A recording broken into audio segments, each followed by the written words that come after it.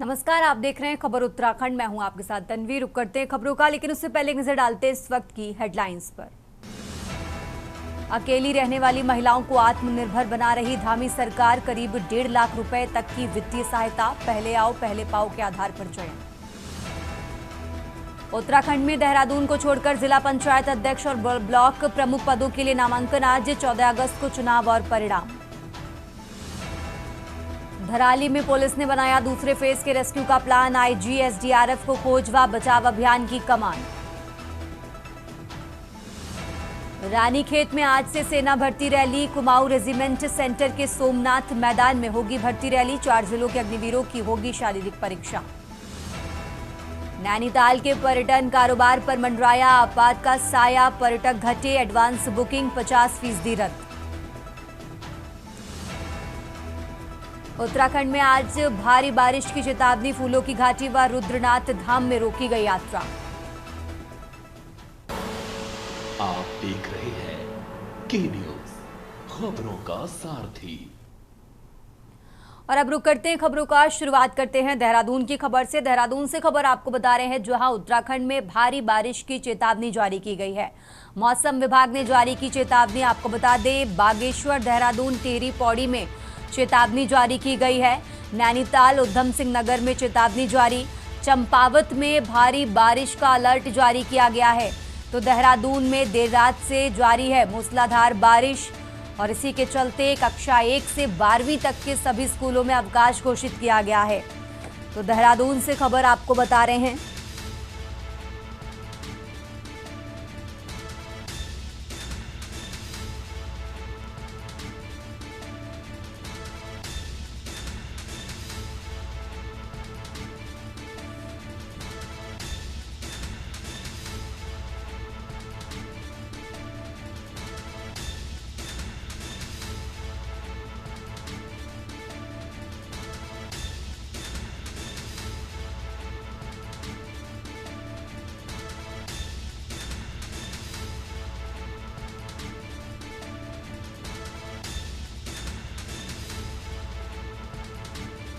और इसी खबर पर ज्यादा जानकारी के लिए हमारे साथ शिव नारायण जुड़ चुके हैं। शिव नारायण, जिस तरीके से मौसम विभाग की तरफ से भारी बारिश का अलर्ट जारी किया गया है, पूरा अपडेट क्या है इसको लेकर जरा दर्शकों को बताइए। जी बताना चाहूँ, जिस तरीके से 3 घंटे से लगातार सुबह से ही बारिश हो रही है, भारी बारिश हो रही है, तो वहाँ पे जनजीवन अस्त व्यस्त हो चुका है। और साथ ही साथ जो नदी नाले हैं वो उफान पर हैं, और जो प्रशासन ने अलर्ट जारी कर दिया, आपदा प्रबंधन पूरी टीम अपनी पूरे मुस्तैद है, और नगर निगम टीम भी पूरी मुस्तैद है। और लोगों से अपील की जा रही है कि ज्यादा से ज्यादा लोग अनावश्यक बाहर न निकलें और बचाव करें। अब जैसे कि कोई घटना होती है तुरंत सूचना दें, इस तरीके से पूरी तैयारी की हुई है। जी ठीक है शिव नारायण, बहुत बहुत शुक्रिया आपका तमाम जानकारी दर्शकों तक पहुंचाने के लिए। तो देहरादून से बड़ी खबर आपको बता रहे हैं। देहरादून से अहम जानकारी, जहां देहरादून में देर रात से मूसलाधार बारिश जारी है। कक्षा 1 से कक्षा 12वीं तक के सभी स्कूलों में अवकाश घोषित किया गया है।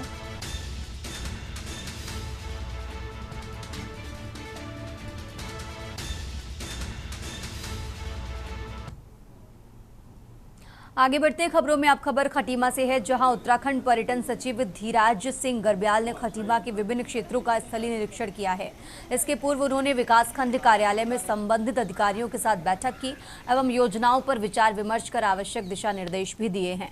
निरीक्षण के दौरान उन्होंने खटीमा की मुख्य सड़कों का फुल लाइटिंग कर सौंदर्यीकरण करने, खटीमा पीलीभीत बॉर्डर पर सुंदर प्रवेश द्वार गेट बनाने, शहर से लगे पीलीभीत रोड पर 16 हेक्टेयर भूमि पर सुंदर सिटी फॉरेस्ट पार्क बनाने, विभिन्न प्रकार के फूलों पौधों के साथ ही पाथवे योग मेडिसिन सेंटर व अन्य सुविधाएं सृजित करने, एसडीओ वन विभाग के द्वारा आर्किटेक्ट से सुंदर डिजाइन बनवाकर प्रस्तुत करने, शारदा सागर डैम के किनारे स्थित चुका इको पर्यटन के रूप में विकसित करने, चुका फॉरेस्ट कैंप में solar facing, solar lighting, huts cafe एवं एडवेंचर गतिविधियों के अच्छे आर्किटेक्ट से आंकड़न प्रस्ताव बनाकर प्रभागीय वन अधिकारी द्वारा शासन को भेजने, नगला तराई में करीब 2 करोड़ की लागत से निर्माणाधीन मां पूड़ागिरी मंदिर को सितंबर माह तक पूर्ण करने के लेकर निर्देश जारी किए हैं।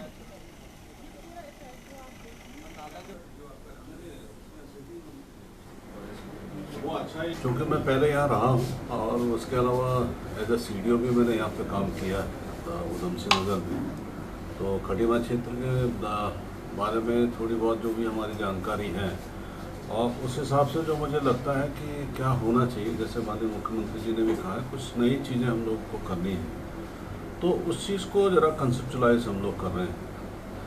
तो जैसे आप देखेंगे फॉरेस्ट के लिहाज से अगर पीलीभीत में जो टाइगर रिजर्व है उस हिसाब से देखते हैं तो, और हमारा सुरई रेंज है, चूका वाला एरिया है, तो उस एरिया को डेवलप करने वाली की ज़रूरत है। तो माननीय मुख्यमंत्री जी ने ये कहा है कि आप इस एरिया को डेवलप करने के लिए कुछ ऐसे प्लान बनाइए जिसमें टूरिस्टों का आवागमन भी अच्छा हो। तो चूका को हम लोग टेकअप करेंगे और साथ में नगला तराई वाला पूरा एरिया उस एरिया को टेकअप करेंगे। और आगे बढ़ते खबरों में, देहरादून में मुख्यमंत्री पुष्कर सिंह धामी ने आपदाग्रस्त क्षेत्रों में चल रहे राहत और बचाव कार्यों की समीक्षा बैठक की।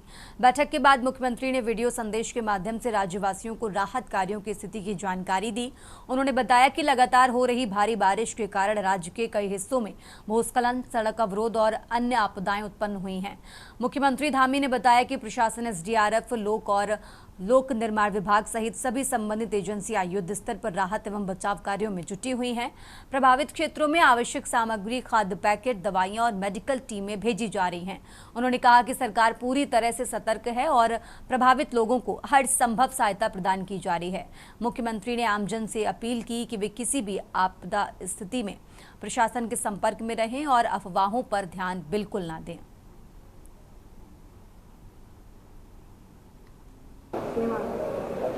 अभी तक जो रेस्क्यू अभियान चला है सभी लोगों ने उसमें अच्छा समन्वय किया है।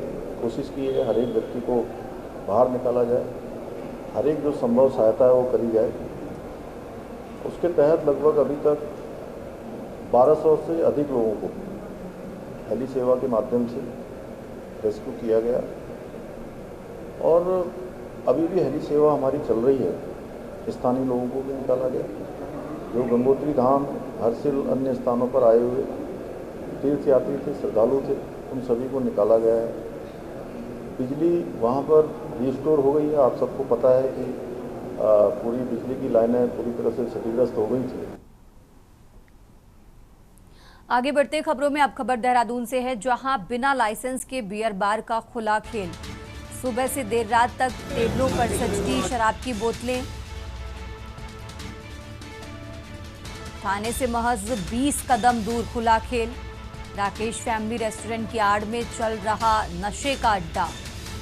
तो थाने की नजदीकी के बावजूद कोई कार्रवाई नहीं हुई है। पुलिस की भूमिका पर भी इस मामले में कई सवाल खड़े हो रहे हैं। तो कानून का माहौल उड़ाने का उदाहरण बना है। देहरादून से खबर आपको बता रहे हैं, जहां इस मामले पर अभी तक पुलिस की तरफ से कोई कार्रवाई नहीं की गई है। इसको लेकर पुलिस की भूमिका पर कई सवाल खड़े हो रहे हैं।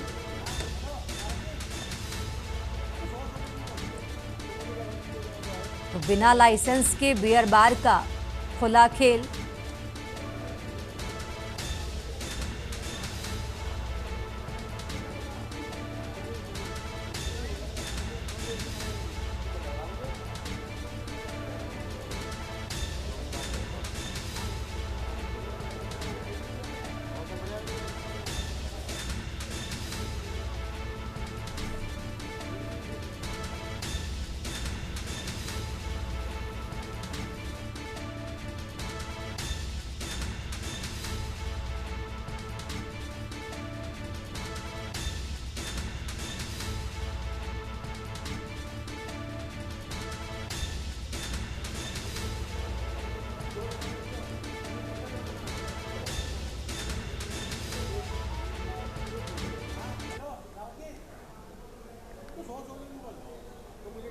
आगे बढ़ते खबरों में, खबर देहरादून से है। देहरादून से खबर आपको बता रहे हैं, जहां सीएम पुष्कर सिंह धामी का आज का कार्यक्रम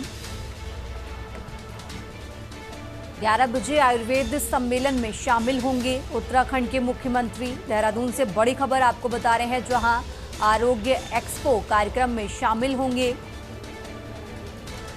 तो करीब 12:30 बजे सीएम सशक्त बहन उत्सव योजना राज्य स्तरीय संवाद कार्यक्रम में शामिल होंगे उत्तराखंड के मुख्यमंत्री पुष्कर सिंह धामी। तो सीएम पुष्कर सिंह धामी का आज का कार्यक्रम आपको बता रहे हैं। देहरादून से बड़ी खबर आपको बता रहे हैं, जहां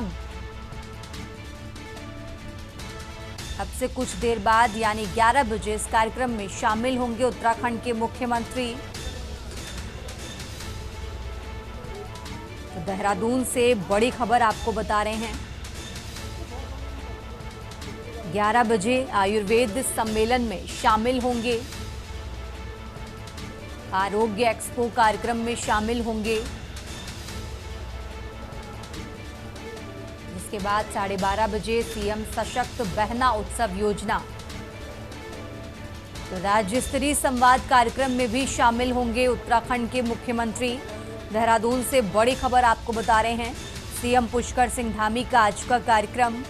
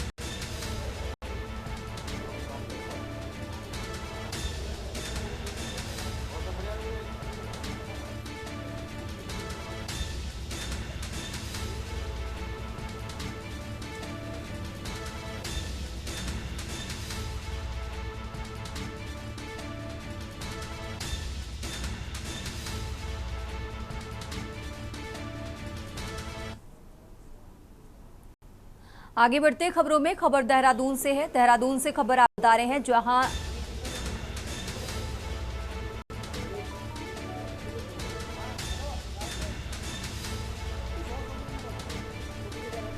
तो जिला पंचायत अध्यक्ष के लिए आज से नामांकन। देहरादून से बड़ी खबर आपको बता रहे हैं। उपाध्यक्ष और ब्लॉक प्रमुख के लिए नामांकन। सभी जनपदों में चुनाव के लिए तैयारी पूरी।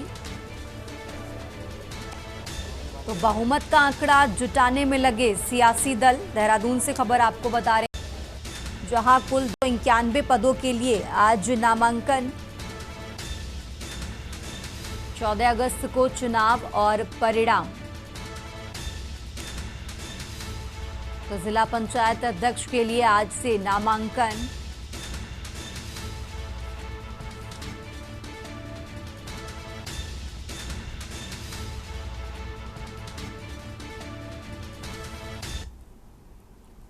खबरों का सिलसिला लगातार जारी है। फिलहाल यहाँ रुकते हैं एक छोटे से ब्रेक के लिए। आप देख रहे हैं के न्यूज, खबरों का सारथी। ब्रेक से वापस आ चुके हैं। रुक करते हैं खबरों का, और खबर देहरादून से है, जहां अगले 3 घंटों में रेड अलर्ट जारी किया गया है। अल्मोड़ा, देहरादून, हरिद्वार में रेड अलर्ट जारी किया गया है। नैनीताल, पौड़ी, गढ़वाल, उधम सिंह नगर में रेड अलर्ट जारी किया गया है। और इसी के साथ कोटद्वार और रामनगर में भी रेड अलर्ट जारी किया गया है। तो मौसम विभाग की तरफ से ये चेतावनी जारी की गई है। कई जिलों में रेड अलर्ट जारी किया गया है। तीव्र से बहुत तीव्र वर्षा होने की संभावना जताई गई है। इसी को लेकर कई जिलों में मौसम विभाग की तरफ से रेड अलर्ट जारी किया गया है अगले 3 घंटों के लिए। तो अल्मोड़ा, देहरादून, हरिद्वार में रेड अलर्ट जारी किया गया है। देहरादून से बड़ी खबर आपको बता रहे हैं, जहां नैनीताल, पौड़ी, गढ़वाल, उधम सिंह नगर में भी रेड अलर्ट जारी किया गया। तो मौसम विभाग की तरफ से ये चेतावनी जारी की गई है।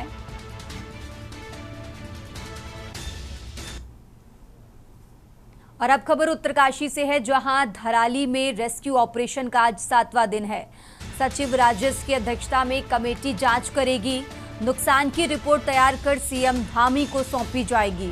तो सीएम धामी ने 7 दिन में रिपोर्ट तलब की है।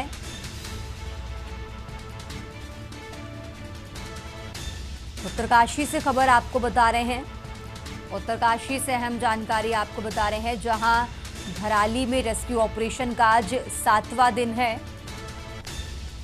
सचिव राजस्व की अध्यक्षता में कमेटी जांच करेगी।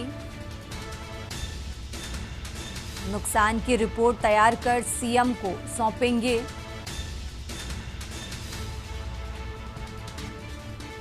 सीएम धामी ने 7 दिन में तलब की है पूरी रिपोर्ट।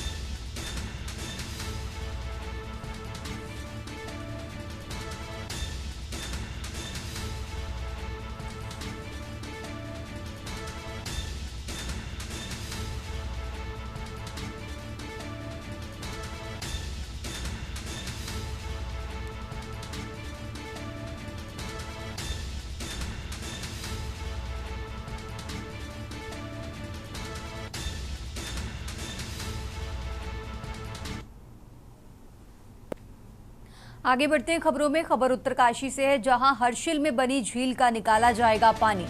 पानी निकासी के लिए मजदूर भेजने का प्लान है। आज वर्कर्स पानी निकासी के लिए हर्षिल जाएंगे, तो पानी निकासी के लिए मैनुअल तरीके से काम करेंगे। झील स्टडी के लिए आज जाएगी विशेषज्ञों की टीम। तो आईआईटी रुड़की, सीबीआरआई आपदा प्रबंधन टीम के लोग जाएंगे। उत्तरकाशी से खबर आपको बता रहे हैं। उत्तरकाशी से अहम जानकारी आपको बता रहे हैं।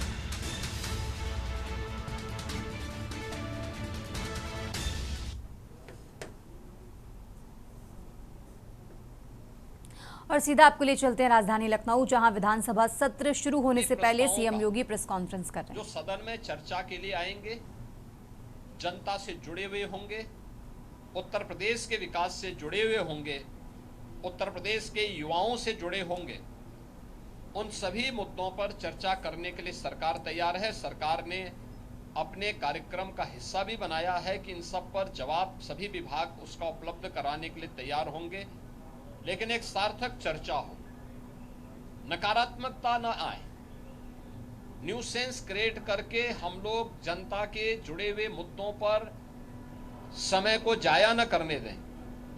ये मेरी अपील सभी अपने प्रतिपक्षियों से, प्रतिपक्षी दलों से भी होगी कि वे इन सभी बातों को ध्यान में रख करके अगर सदन में इन मुद्दों पे चर्चा कराएंगे तो एक सार्थक चर्चा भी हो पाएगी, हम किसी निष्कर्ष पर पहुंच पाएंगे। लेकिन अगर वह अनावश्यक व्यवधान पैदा करके न्यूसेंस क्रिएट करेंगे तो जनता की अदालत में स्वयं ही प्रदेश की जनता जनार्दन उन्हें कटघरे में खड़ा करने का कार्य करेगी और सदन में इन मुद्दों पे चर्चा हो, वे चर्चा भी करें, अपने प्रश्न भी पूछें। मुद्दों पर आधारित किसी भी चर्चा का जवाब देने के लिए और उस बहस को सार्थक स्तर तक पहुंचाने के लिए सरकार का पूरा सहयोग प्राप्त होगा। सरकार इसमें पूरी तरह तैयार है।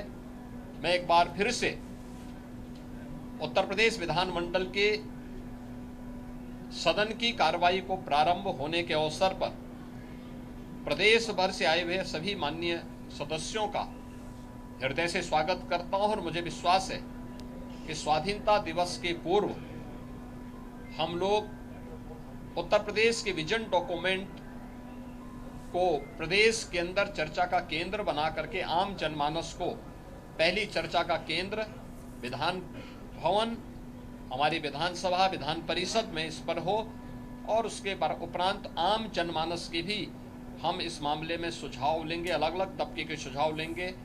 फिर इसको लेकर के हम लोग उन सुझावों को कलेक्ट करने के साथ ही उत्तर प्रदेश को एक व्यापक कार्य योजना देने में सफल होंगे। वो विजन डॉक्यूमेंट के रूप में विशेषज्ञों के साथ मिलकर के आगे बढ़ेगा और जब भारत 2047 में विकसित होगा तो उत्तर प्रदेश भी विकसित भारत की यात्रा में विकसित उत्तर प्रदेश बनकर के तैयार हो। इस विश्वास के साथ यह चर्चा का केंद्र बिंदु हमारा सदन बन सके।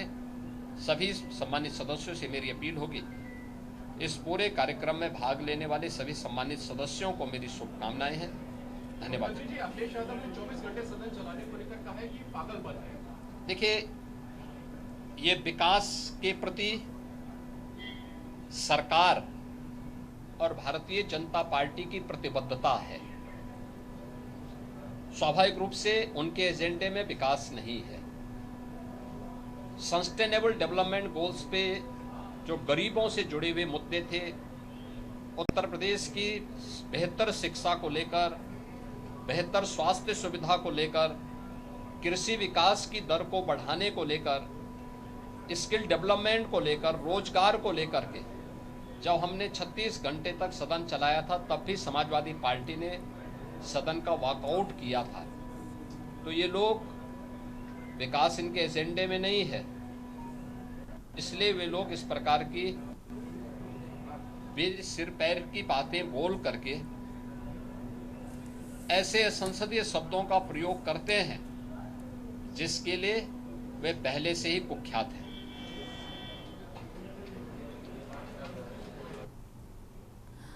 तो मॉनसून सत्र शुरू होने से पहले उत्तर प्रदेश के मुख्यमंत्री ने क्या कुछ बड़ी बातें कही, वो आपने सुनी। अब से कुछ देर बाद इसकी शुरुआत भी होने वाली। इस दौरान उन्होंने विपक्ष पर भी निशाना साधा। इस बुलेटिन में फिलहाल इतना ही। आप देखते रहिए के न्यूज़ इंडिया। आप देख रहे हैं के न्यूज़, खबरों का सारथी।